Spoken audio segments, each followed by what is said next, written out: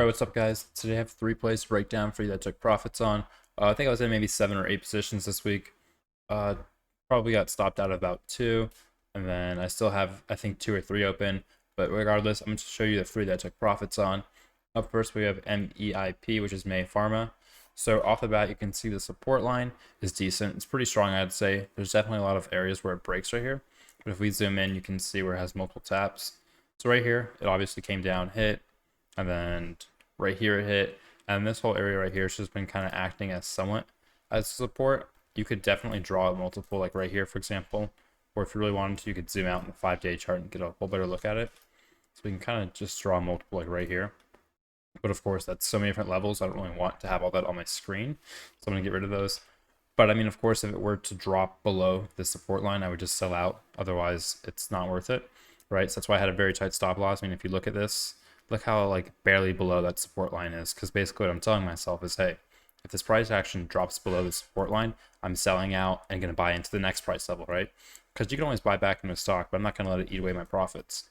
So regardless, I had my support line here, tap perfectly right there on that little red wick right there, and immediately bounce all the way up. I drew my resistance line here, as we had a lot of different taps. So you get some action here, and then some consolidation, broke through here. I also had a resistance trend line. This wasn't really that necessary or useful, actually. I just kind of drew it just in case, because I noticed like right here, this got close, this got close, this got close. So I kind of was just thinking to myself, like, all right, there's a possible resistance trend line, so if it comes near it, I'll sell out. But regardless, let's zoom in and see how I played this. So I bought in just right about here. As you can see, it bounced probably about a 2%, maybe a 1.5% before I entered. Just kind of confirmed a reversal. All the indicators were looking really good for reversal, so I hopped in right here. I actually wrote it up to this resistance trend line because I drew it, and I was up 11%. And the moment it kind of got near that, I was in my profit taking zone, which is this green square. I was just kind of thinking to myself, like, yeah, all right. I mean, in the past, it's come near this resistance trend line and came right back down. So I'll take my profits here. And of course, like always, it seems to break right through for another 8-9% before it recently fell. But regardless, I took roughly 10-11% on this play. Super strong, super easy. I'm hoping to play it again. All right, this one we have TSM. Kind of similar to the last play, heavily a support play. If we go right into it, you can see there's an obvious support here with how much bouncing, how many wicks there are. I mean, let's just zoom in here. Of course, some of the wicks take a little bit through, but that's why we have a tight stop loss. But for the most part, it basically comes straight to this support level and immediately bounces. Right here was a little bit choppy in the past, but regardless, it still acted as a pretty solid support.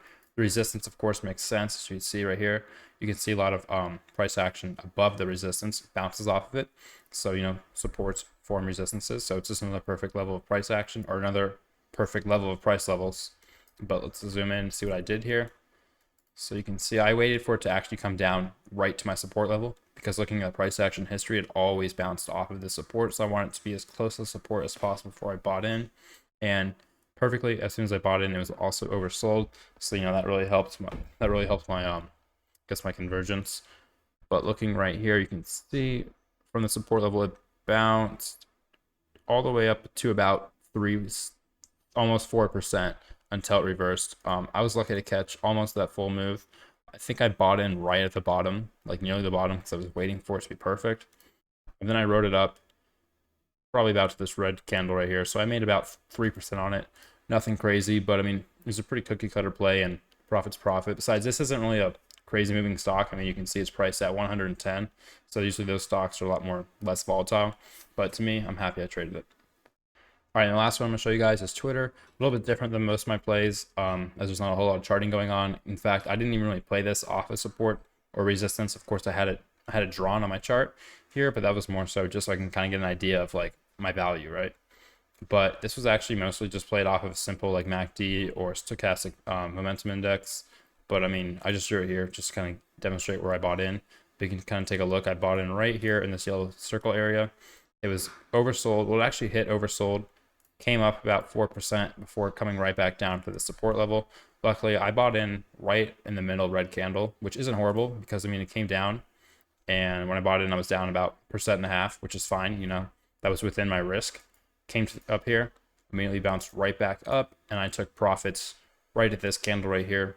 As far as like reasoning, there wasn't a whole lot of reasoning. Like I said, I didn't really do a lot of charting on this one. It was kind of like a quick action play. Like I kind of just saw it and quickly hopped in, and then it worked out well for the next few days.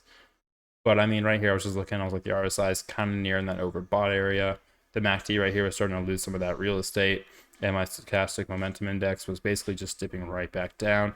And kind of a side note here, but I do have a MACD and an SMI. I know you really should only use one or the other, but I'm actually just starting to move into SMI. So I kind of have my MACD here just as like a piggyback bone, just while I'm kind of learning it and understanding it. But regardless, it was a really solid entry here on Twitter, right near the support level. Bought in near oversold when it hit the support again. Rode it right back up. Simple 8% on Twitter. But yeah, this was a pretty easily played one. I mean, it was very simple, different from what I normally do. But that's all right. I'm still in a few positions right now. I'm in Charge Point, Lilac, Lilak, McAfee, MCFE, and CYBN. So I'm actually in 4 swing positions. That's actually more than I thought. They're both doing fine. They're barely positive, but I'm hoping to see a nice spike in them next week. But I'll let you guys know.